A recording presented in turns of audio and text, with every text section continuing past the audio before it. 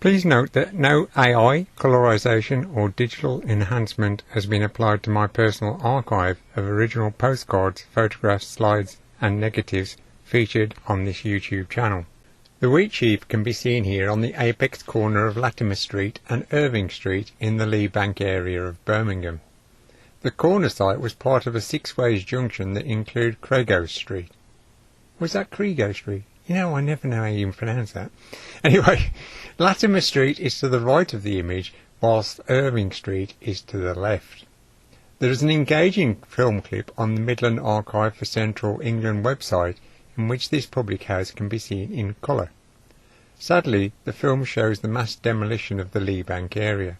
Latimer Street cannot be traced on the ground these days, the site of the Wheatsheaf being occupied by 28 Midford Grove in the 21st century. This contemporary map shows the Wheatsheaf on the corner of Latimer Street.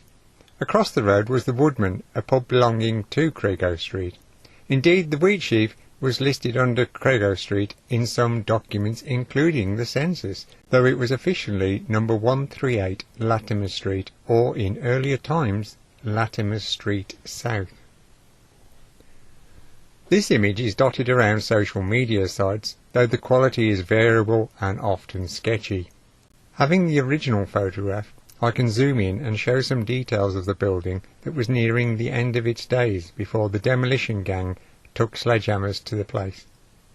In my humble opinion, much of the housing stock looked in reasonable condition when they cleared the area. Good, solid housing that could have been renovated and updated to make the building suitable for modern living. Anyway, the first thing to look at is the name of the licensee and status of the licensed house. When the image was captured, the name above the door was Derek Newton Tilley. The plate also reveals it was only licensed for beer and wine, unlike the fully licensed Woodman Inn on the opposite corner. Born in 1923, Derek Tilley worked as a grocer's assistant prior to World War II, when he lived with his mother on Woodhouse Road at Quinton. After the war, he married Adelaide Goff, the couple running this pub in the early 1950s. I imagine they kept the place until it closed for trading on December the 28th, 1958. Two women are stood outside having a natter. The woman on the right is wearing slippers, and with the door to the pub being slightly ajar, I'm wondering if this was Adelaide Tilley, who had popped out for a chinwag. Although conversing, she seemingly has one eye on the children playing in the front of the pub. She and her husband had 3 sons. Perhaps this is 2 of the youngsters featured here. The Wheatsheaf had quite an unusual fenestration for a pub. The ground floor frontage looked more like a shop. Note also the gates on the Latimer Street side of the building. These were no doubt integral to the business conducted here when the beer house was trading during the late 1840s. The premises can be seen here within an extract of a plan by the Borough Surveyor John Pickett Smith, published in 1855. The cross represents an entry or passage accessed by the gate, leading to a yard and another building within. The arrangement of the corner plot would later change, as can be seen on this interwar map extract, the beer house having been extended along the Irving Street frontage.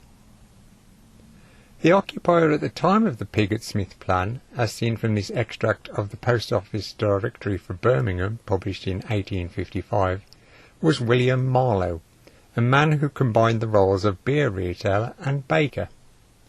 One only has to think of the brewer and baker that traded on the corner of Ravenhurst Street at Camp Hill, that this combination of trades was conducted in other locations.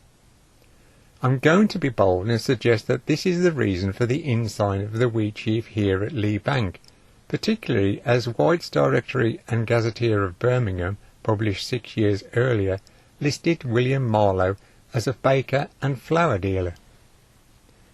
Incidentally, this extract from the Trade Directory shows 2 more beer houses further along this side of Latimer Street. These were the Lion and Lamb, a house earlier known as the Speaking Style Tavern, and at number 152, the Carpenter's Arms. The census enumerator for St Thomas's Ward in 1851 recorded the premises as 22 Crego Street. and listed William Marlowe as a baker and retail brewer, so it would appear that some form of brewery was in operation within the old yard complex. The son of a farmer, William Marlowe was born at Ravenston in Leicestershire.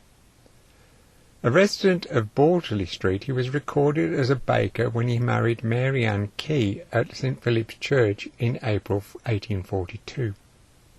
William Marlowe was convicted in February 1861 for having in his possession unjust scales, weights and measures, so the rogue was swindling his customers. If this was a single offence it would be bad for trade, but he was caught again during the following year. The fines were one thing, but his patrons no doubt took their custom elsewhere. It was the end of the road for the Marlowe family at Latimer Street. The trades of baking and beer retailing were still being conducted here in the early 1870s, but not by the same person. This extract from White's Directory of Birmingham, published in 1873, shows that William Goodrich was the baker, whilst Joseph Davy Harvey was the beer retailer. Hailing from Dagworth in Suffolk, he migrated to Birmingham and married Rachel Sidaway in February 1864. Tragedy struck in 1876 when Stourbridge-born Rachel Harvey died. The beer retailer died a few years later in April 1879. The bakery was not listed in 1879 when Francis and Harriet Forrester were in charge of the beer house, but appears in Kelly's Directory of 1884 when Martha Mapp was minehouse of the Wheatsheaf. Mitchells and Butlers would later operate the Wheatsheaf. It was some years before their merger, so I'm not sure whether it was the firm headed by Henry Mitchell or William Butler that agreed a lease on the property in 1890. A later freehold reversion saw M&B taking complete ownership. They also owned 3 adjoining properties on Irving Street and another 3 along Latimer Street.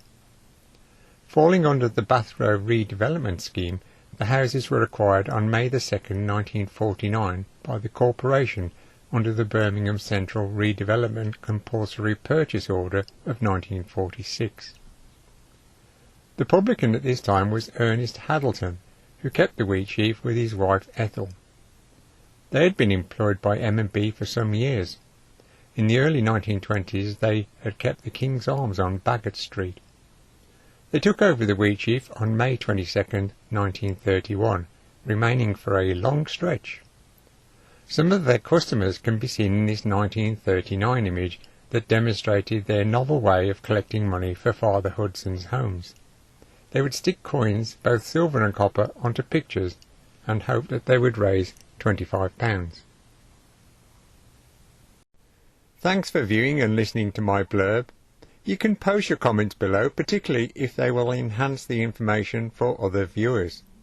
You can also click on the subscribe button to receive a message when a new video is uploaded.